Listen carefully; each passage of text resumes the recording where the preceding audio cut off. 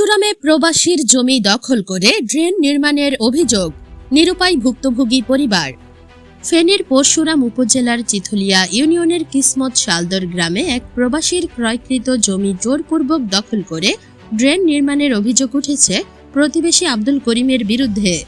Drain নির্মাণের ফলে ওই প্রবাসীর জমি ভেঙে যাওয়ার উপক্রম হয়েছে এবং বাধা দিতে গেলে ভুক্তভোগী পরিবারকে হুমকি ধমকি দেওয়া হচ্ছে বলে জানা গেছে।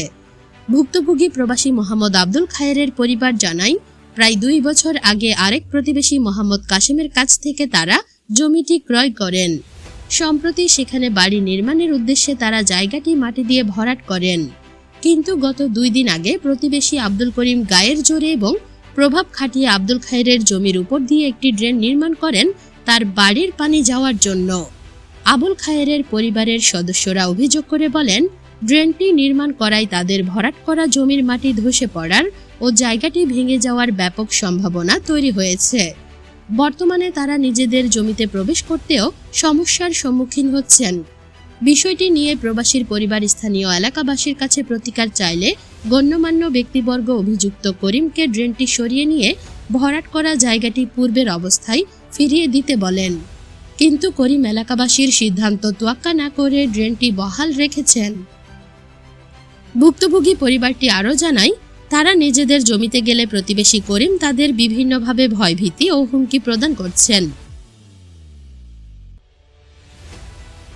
আমরা জায়গাটা কাশেম কাকার কাছ থেকে নিচ্ছি। এখন এই জায়গাটা ভরাট করে আমরা ঘর করব। এখন এই জায়গার জন্য আমাদেরকে আসতে দেয় না। আর আমরা আসলে আমাদেরকে মারার জন্য, ঝগড়ার জন্য এরা প্রস্তুত হয়ে থাকে। ওনার নাম হচ্ছে আব্দুল করিম আর ওনার বাপের নাম হচ্ছে টুনু।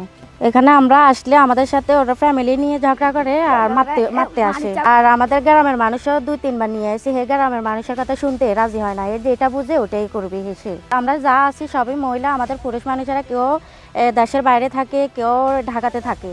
ওই জন্য ওরা আমাদেরকে বেশি অত্যাচার করে।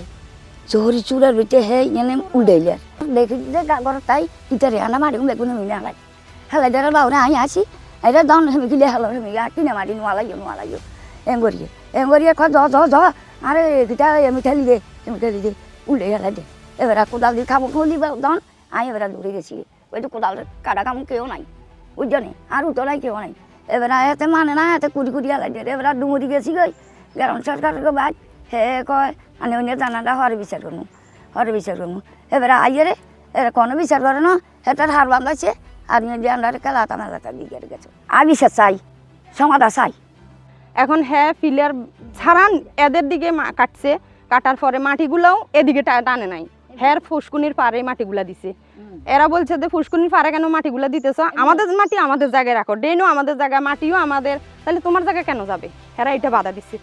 তাহলে হ্যাঁ যখন পুরুষ মানুষ নাই, হ্যাঁ বাধা দেওয়াতে হ্যাঁ সবসময় সবার সাথে এরকম করে। অনেক ঝড় তুফানের মাধ্যমে এত অন্ধকার ছিল গত পরশু দিন, অনেক বৃষ্টি হয়েছে। এই বৃষ্টির মাধ্যমে হ্যাঁ ড্রেনটা করতেছে। ড্রেনটা করাতে দাদি বাধা দেওয়ার পরে দাদির সাথে ঝগড়া হয়। আমরা আসি পরে দেখতেছি শুনতেছি পরে দাদির নাকি ধাক্কাধাক্কি হয়েছে। হ্যাঁ এরকমই হ্যাঁ সাধারণত কি ঠুনকেতে ঝগড়া লাগি বসে থাকে। হ্যাঁ এমন এত ভদ্র মানুষ যে কথা মানুষের গায়ে হাত তোলে। প্রবাসে থাকা আব্দুল খায়েরের পরিবার এখন চরম নিরাপত্তাহীনতায় ভুগছেন এবং এ বিষয়ে প্রশাসনের হস্তক্ষেপ কামনা করছেন। News desk, Parshuram daily news, PDN 24।